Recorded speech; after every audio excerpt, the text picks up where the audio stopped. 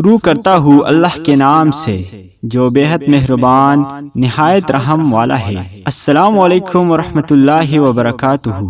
منگنی کی دعوت میں فضول خرچیاں۔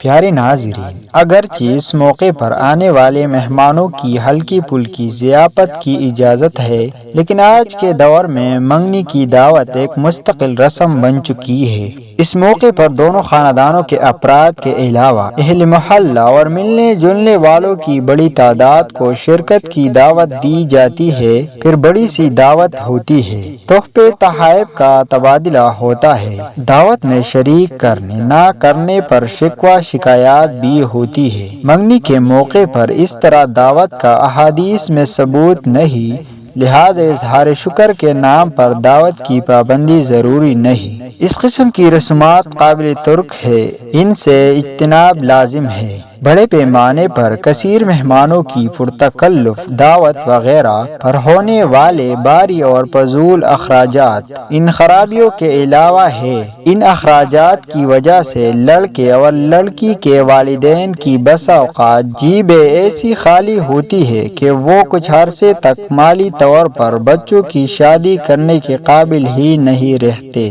پیارے ناظرین، اس طرح کی رسومات سے اپنے آپ کو بچائیں اور منگنی کی دعوت پر اتنا فضول خرچیاں نہ کریں۔